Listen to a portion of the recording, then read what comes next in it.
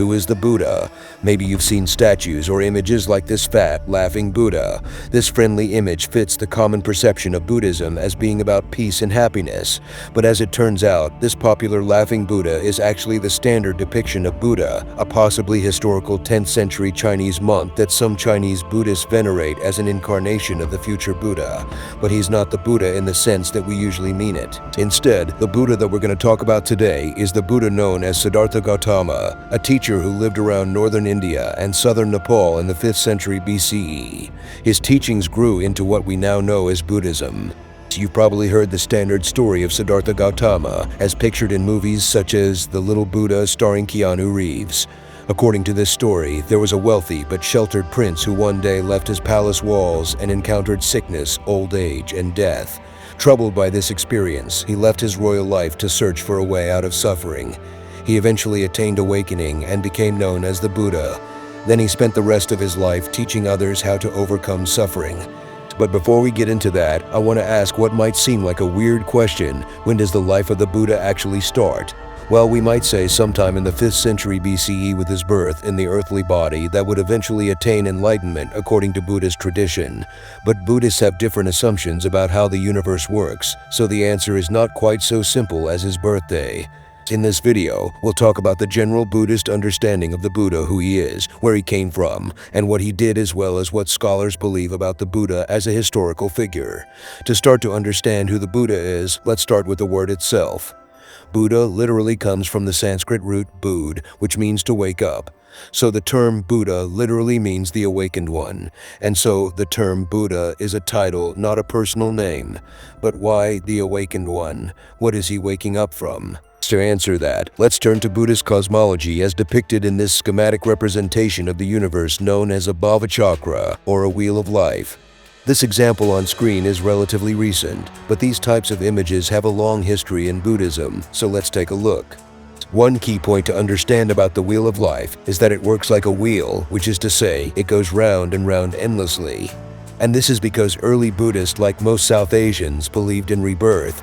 That is, after you die, that's not the end of the road. Instead, you're reborn at some other place in the cycle. Perhaps here in the realm of the gods, or maybe here in the realm of the hell beings, or maybe here in the realm of the animals. And this goes on and on infinitely. Eventually, all beings die and are reborn, even the gods. Importantly, Buddhists did not think that some creator god created this cycle, it just is. And while it might sound cool to constantly be reborn, that's not generally how Buddhists viewed it throughout history. Instead, this endless cycle of being born, suffering, and then dying, and then being reborn, suffering, and then dying was thought to be painful and something to be escaped. The term for this endless painful cycle is samsara. The Buddha is the one who has overcome the suffering of samsara by attaining nirvana, a term that we can translate as awakening or enlightenment. Because once the Buddha has attained nirvana, he's no longer subject to samsara and its endless cycles of death and rebirth. The Buddha is also someone who teaches other beings to escape it as well. So, to return to the title Buddha, the awakened one, he is the one who has woken up to see the nature of reality, while all other beings stumble through samsara in a dreamlike, ignorant state. In fact, according to traditional Buddhist cosmology, there actually have been many Buddhas. Buddhist tradition maintains that our Buddha is Siddhartha Gautama. But according to a Buddhist understanding, he's only one in a long line of Buddhas. So how does that work? Remember that time is largely cyclical in a Buddhist understanding. This means that it has been going on for a long, long time, maybe even an infinite, beginningless time. Every so often, a being realizes the nature of reality, becomes a Buddha, and teaches other beings the path to awakening. Unfortunately, each time a Buddha comes into being, his teachings are gradually forgotten over time, and the world again enters into a period of ignorance. And at some later point, another Buddha arises. So remember our friend Buddha, who some think will be a future Buddha. Each of them teaches the same teaching, what Buddhists call the Dharma, and that's because the fundamental nature of suffering and the path to overcome it never changes. Our Buddha then doesn't claim to be teaching anything new. He maintained that he had rediscovered the same truth that many before him had discovered. So in that sense, to understand the life of the Buddha according to Buddhist tradition, we need to understand that he is one in a long line of Buddhas, each teaching the same truth. But if there are many Buddhas, how does he become a Buddha? How did our Buddha become the Buddha? According to Buddhist doctrine, becoming a Buddha is the result of a long process of gradual training and perfection that takes place over billions of lifetimes, and that begins with a vow. Some Buddhist traditions tell the story in this way. Long ago, it was the time of a previous Buddha named Dipankara. Dipankara attracted great crowds to hear him teach. One of the people who came to these teachings was named Sumedha. As Dipankara was walking, Sumedha noticed that there was a big mud puddle that Dipankara was about to walk through. Not wanting this honored Buddha to get dirty, Sumedha laid down on the road and spread his hair over the mud puddle so Dipankara could walk over it without getting muddy. And when Dipankara noticed Sumedha doing this, he made a prediction. He pointed at Sumedha and said, "One day, you will be born as Siddhartha Gautama, and you will attain awakening and become a Buddha." And Sumedha heard this and vowed that one day he would become a Buddha. This set him on a long journey of training and gradually accumulating the virtues and good karma over the course of billions of lifetimes that would one day enable him to attain awakening. The Buddhist tradition remembers these millions and millions of lifetimes in a genre of literature known as the Jataka, or birth stories. These are accounts of the Buddha's former lives prior to achieving Buddhahood. During this time, before the Buddha is awakened, and therefore is not yet a Buddha, he's known in the Sanskrit language as the Bodhisattva, one whose being or sattva is oriented toward awakening bodhi. In one story, the Bodhisattva is a monkey king who uses his own body as a bridge to help his monkey subjects flee from an attacking army. In another, he's a prince who sees a hungry tigress who's about to die and leave her 5 little cubs to starve as well, and the prince sacrifices his own body to feed the tigress so that she can feed her cubs. In each of these stories, the Bodhisattva practices virtues and skills that he'll need to attain enlightenment. These include patience, compassion, insight meditation, wisdom, and perhaps most importantly, generosity. After many millions of lives, gradually accumulating virtue and good karma, the Bodhisattva is finally born in what the Buddhist tradition considers to be his last human body, Siddhartha Gautama. Up until now, we've been exploring the traditional Buddhist account of the Buddha's life. But now we can ask, what do we know about the Buddha as a historical figure? He was born in southern Nepal at a place called Lumbini, located near the modern border with India. He was thus born and raised in a multi-religious context, particularly a context influenced by Vedic Brahmanism. His name, Siddhartha, means he who accomplishes his goal, and the name Gautama indicates the clan he was born into. His people were the Sakyas, which is why he's sometimes called Sakyamuni Buddha, and he was probably born around the 5th century BCE. Now, I'm emphasizing probably because scholars debate the historical facts of the Buddha's life. What makes it tricky is that there are not many historical records from this time or place, nor is there much archaeological evidence that scholars can turn to. We do have Buddhist accounts of the Buddha's life. The earliest are contained in the Pali Canon, which is said to be the record of the Buddha's teachings given during his lifetime. These texts were said to have been memorized by the Buddha's followers after his death and then written down around the 1st century BCE, hundreds of years after the Buddha's life. But scholars maintain that a significant portion of the material dates back at least to the 3rd century BCE. So what do they say about the Buddha's life? Well, unfortunately, not much. Interestingly, in these early texts, the Buddha only makes the most vague references to his past and doesn't ever give the full story of his birth and early life. For example, let's take a look at a book called The Noble Surge. Scholars think it's one of the earliest autobiographical accounts of the Buddha's life, dating to as early as the 4th century BCE, and thus at least within the first few centuries after the Buddha's death. In it, the Buddha describes his past in this way. Later, while still young, a black-haired young man, endowed with the blessing of youth in the prime of life, though my mother and father wished otherwise and wept with tearful faces, I shaved off hair and beard, put on the yellow robe, and went forth from the home life into homelessness. In other words, when the Buddha was young, he gave up ordinary life to take up the robes of an aesthetic wanderer, walking from place to place begging for food instead of having an ordinary home life.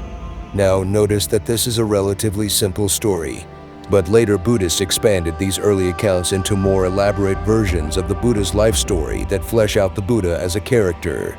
The version I'm going to tell you is probably the most popular version, but it dates to the 5th century CE, over 800 years after the death of the Buddha. It's one of many texts that tell the story of the Buddha's life in great detail. Now, we as historians should note that these versions are relatively late, and they contain much that the historical Buddha likely never taught. But these stories are also important because these stories are what later Buddhists told themselves to help understand the Buddhist teachings. According to these accounts of the life of the Buddha, the being who became the Buddha was born as a prince. His birth is foretold by all kinds of wondrous signs. For example, his mother dreams that a white elephant enters her side and shortly after discovers that she's pregnant. And when he was born, his first action was to take 7 steps to the north and proclaim, "I am chief of the world." In this version, Siddhartha led a sheltered life away from any experience of pain or suffering. He married a beautiful princess, had a son, and lived a seemingly comfortable life. But one day, the gods give Siddhartha the idea to see what life outside the palace is like. Siddhartha convinces a chariot driver named Channa to take him around on his journey. He has what becomes known as the 4 sights. First, he sees an old man, and he says, "What's that?" And Channa tells him, "Old age comes for all people." Second, he sees a sick man, and he asks Channa, "What's that?" And Channa tells him, "No man lives without becoming sick at least once." Third, he sees a dead man, and he asks, "What is that?" And Channa tells him, "All people eventually die." Siddhartha is horrified and asks, "Will this happen to me, to my wife, to my son?" And Channa informs him that death comes for all beings. According to the story, this is the first time that Siddhartha had ever heard that people get old and die. Suddenly, Siddhartha realizes that all his money, all the good food, and beautiful things in the palace will not last forever. It's all going to come to an end. He realizes that the world he's living in is samsara, an endless cycle of birth, suffering, death, and rebirth. And he begins to feel unsatisfied with life as he's been living it. And then comes the 4th sight. He sees someone sitting in meditation, and Siddhartha asks, "Now, what is that?" Channa replies that the man is seeking a way out of old age, sickness, and death.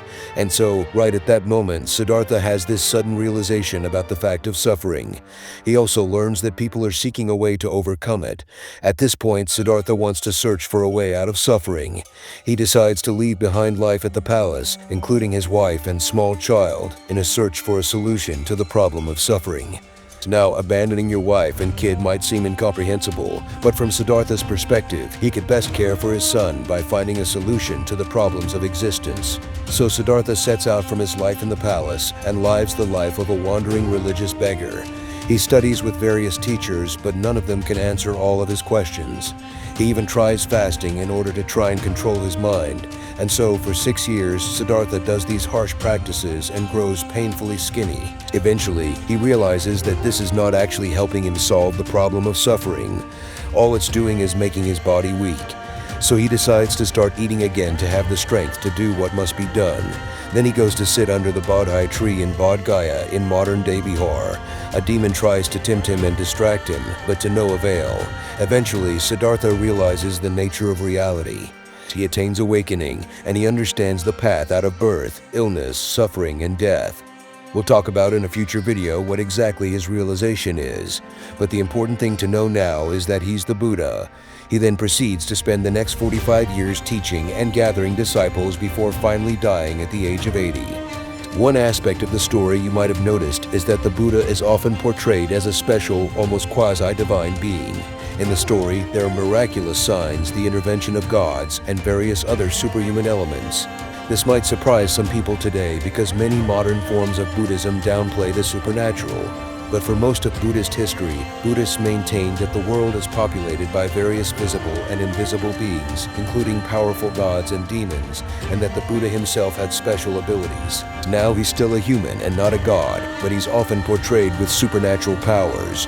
The fact that so many people today downplay these supernatural elements is largely the product of modernist forms of Buddhism that have emerged since the 19th century.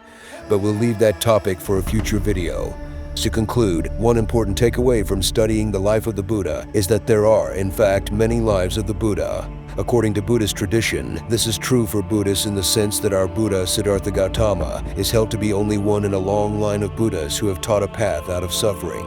Each of these Buddhas, in turn, has many lives. This is because the Buddhist tradition maintains that it takes billions and billions of lifetimes of gradually practicing virtues like compassion and generosity in order to become the Buddha. We can also take a step back as historians of Buddhism and say that there are many lives of the Buddha in the sense that there are many versions of the Buddha. Over the 2,500-year-long history of Buddhism, Buddhists have told and retold the story of the line of the Buddha, reshaping it for various purposes. Different ways of telling the story ground different sorts of practices and different views of what the Buddhist tradition actually is. This proliferation of the lives of the Buddha continues to this day as people retell the story of the life of the Buddha in order to imagine new ways of overcoming the suffering that all of us face. That was episode 2 in a multi-part series on Buddhism. Episode 3 will focus on Buddhist meditation, and I'm already working on videos on specific traditions within Buddhism, such as Pure Land Buddhism and Zen Buddhism. Please consider subscribing to my channel to enable me to keep creating such content for humanity. Thanks for watching.